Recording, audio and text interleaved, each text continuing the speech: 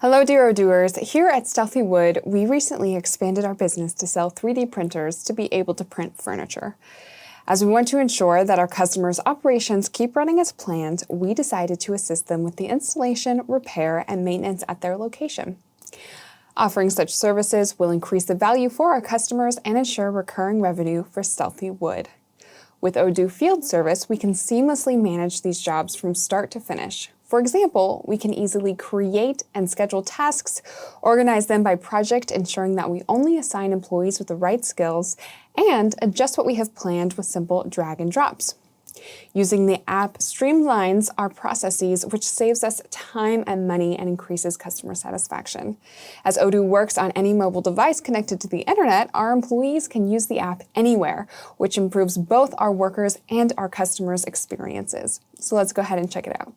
All right, so here I am on my database. Now, we have received our first order for a 3D printer, and our client asked us to install it.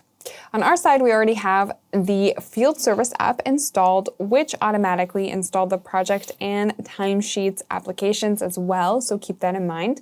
And I'm going to jump to the Field Service app, and since this is our first service request for a 3D printer, we're going to set up a brand new project to manage all of the future tasks that we will have related to our 3D printers. So to do that, I'm going to go to Configuration and Projects and click on Create. And of course, the first thing we're going to need is a project name. So I'm going to say 3D printer. And then I can add a description as well. So I can say installation, repair, maintenance, etc. All right, and I have some options to modify the text there as well. And then I can also change the name of the tasks, which is a completely cosmetic change. So if you would like to give your project's tasks a little bit of a less generic name and say something like jobs or repairs or whatever the project might require, you can modify that as well. Now we're going to jump on over to the Settings tab where we have some other options. So the first will be our Project Manager, which we can add, although we don't have to. All right, in this case, let's go ahead and say that Mitchell Admin will be the Project Manager. He will schedule all of the tasks. He'll assign them to different employees, for example, so I'm going to go ahead and leave that there. We can also add a specific customer as well if we have a customer who we do a lot of repairs for or installations or whatever it is. It might be useful to have a project dedicated to a specific customer and schedule those tasks in that specific project. We can even choose an email alias. So if we have an email alias set up for this project, anytime someone sends an email to that email alias, it will create a task in the project, which is nice. So for example, I can say oneprinter@mycompany.odoo.com. And I did say it would be anyone who sends an email to that alias, but actually we can choose who we accept the emails from. So it can be anyone or everyone, or just authenticated partners, followers only, or authenticated employees. All right, on the right, we have some visibility options. So we can allow all invited internal users to see these tasks. So those will be specific internal users that have been invited, or it can be all internal users. So all of our employees will be able to see and access this project, or it can be all of our internal users or specific invited portal users. So this is useful if I have a customer who, of course, doesn't have an internal user with my database, but they do have a portal account, and I can go ahead and give them access so they can see those tasks if I would like them to. So if I do choose that option, I can select those allowed portal users just below. And if we're in a multi-company environment, we can select our company, and then we have a few other options below, all of which are selected for now. So we have our timesheets, which will enable you to log time on your tasks. We have our timesheet timer, which will actually enable you or your employees to track time using a timer on site, which is very convenient. We also have the billable option, which will allow you to invoice your time and material to the customers, as well as products on tasks, which will allow you to track the material that's actually used on site during those jobs. Okay, so let's go ahead and save this. We can create any number of projects, but for now, we're gonna go back to the dashboard and create a new task for this project. So I'm gonna jump to the dashboard by clicking on Field Service, and then I'm simply gonna click on Create, and I will add my task title. Of course, again, that's one of the most important things. So in this case, let's say installation of Model 5 printer. All right, and then we have our project selected, although I have access to 2 projects, so I can change that if I needed to, but of course in this case it is for our 3D printer. All right, it's assigned to me by default, or to Mitchell Admin, who I'm logged in as by default, since Mitchell Admin is the one who's creating this task. We can also add our planned date, so we can say tomorrow at 5 o'clock, for example, for an hour. All right, we can add the specific customer as well. So let's add Azure Interior. We need their address. We need to know where we are going, to which site. And I'm also going to add a tag as well. So in this case, I'm going to say VIP customer because they are very important. They're VIPs. Then I can add a description if I would like to provide some more information about what is needed for this specific job. And then we can save. All right, so my task is set up. So that was pretty simple. And something that's really cool that I would like to point out is that if there's another task that is scheduled or another job that is scheduled at the same time for this person, you're actually going to get a warning. So for example, if I duplicate this, I'm going to see one other task for this employee is scheduled at the same time, which is great. It's just going to help avoid us from overloading our employees, double booking them, it will help us avoid to have to cancel on one of our customers, which would be a disaster, especially if they're a VIP customer. All right, so let's avoid that at all costs, thanks to the Odoo warning. All right. So now I'm going to go back, since this is saved, I'm going to go back to my dashboard view. So again, I can click on Field Service, or I can go to My Tasks and Tasks again.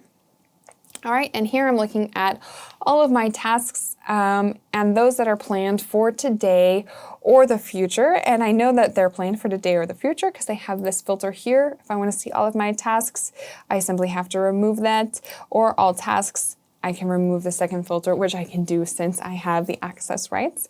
But let's just look at my tasks for now. So I have some different options here directly from the dashboard view. So I can prioritize some tasks by starring, or I can unprioritize some tasks by unstarring. So for example, I know that this is a VIP customer, so I'm going to go ahead and star this task. I can also schedule some activities from here as well. So for example, if I need to remind myself that I need to call them before I actually show up on site, I can schedule an activity there. Of course, I see the dates of these tasks, which is really nice. All right, and I have some other views as well, which is really great. And some employees have different preferences. So here we're looking at the Kanban view. But for example, I can look at the map view, which is great, day of. You're going to see that I also have some tasks in Belgium. So I think I'm going to have to ask one of my Belgian colleagues to take that over. I'm not sure I'm going to make it. And then we'll see that I have a task here at this specific address. I can open this, I can navigate there. So again, this is really useful the day of. I see those tasks. I have my calendar view as well, which is the view that I personally prefer because I just like this overview and it's super clear. And of course, I can modify these tasks by clicking on Edit from here. All right, so it's super easy to manage this way. I have my list view, of course. And let's not forget that I can always use my group by and filter option. So if I just want to look at those that are planned for today, I can just do that. I don't have any, so I think I'm pretty much good to go. I can also look at those that I need to schedule still that I'm assigned to. And then lastly, we have our Gantt view as well, which is really great. I can drag and drop if I need to reschedule some of these. So let's go ahead and say that I'm going to move yesterday's to today. And then again, let's try to use our little filter. I'm just going to see those that are planned for today. So I have some really great views. Of course, I can edit this by clicking on the task from here as well. All right, so let's now go back to our task. And I'm just going to go from the main dashboard view, even though we could edit it from the different views as I just showed you. All right, and what I want to do is start the timer. So let's imagine that I have arrived on site and I do need to timesheet my time. So since I'm gonna go to the site, I actually would like to just record the time, start when I get there, stop it when I leave. It's super easy and simple. So all you have to do is click on start. We see that the timer has started, it's going. Let's imagine I want to pause for a break, get a coffee. I just have to click on pause, or for lunch or whatever I might want to pause for. And then I can resume whenever I'm done with my little break. And when I'm done, I can click on stop, and then I have my duration, which I can confirm the time that's spent, and I can add the description. So I can say first part done. All right, now you should keep in mind that Odoo will automatically round up the recorded time. So you're gonna notice here that even though I only spent maybe about 30 seconds, it's rounding up to 15 minutes. Now that is an option that you can modify in the timesheets application settings. Okay, so that is something you can configure if you would like to have it rounded up even more or less. So by default, it's going to round up to the next quarter of an hour. So in this case, it was about 30 seconds that the timer was going, and it rounded up to 15 minutes. And if you recorded 15 minutes and 1 second, Odoo would suggest adding 30 minutes. But you can still modify the time manually, so there's no problem. All right, so let's start the timer again. We're starting the timer, we stop. Again, the time is rounded up.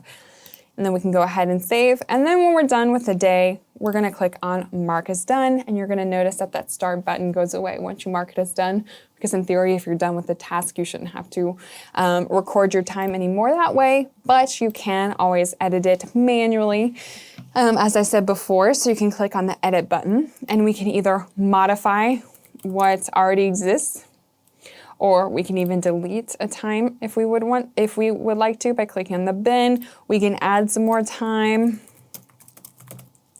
All right, so you can always edit it manually after the fact, which is really useful, especially, for example, you get on site and you're just totally blank on starting the timer and you don't remember until after lunch. There's no problem. You can always modify your time after the fact if you need to. Okay, so again, we have those two ways to record our time, either manually by clicking on edit and adding the time, or using the timer, which is just super convenient. And you should definitely check out our videos on timesheets as well. All right, but for now, we're gonna save it like this. This is our task. We saw how to check out our own tasks. Now, as a manager, I wanna see how I can manage all of the tasks. So since I have the access as the manager, I'm gonna go to all tasks.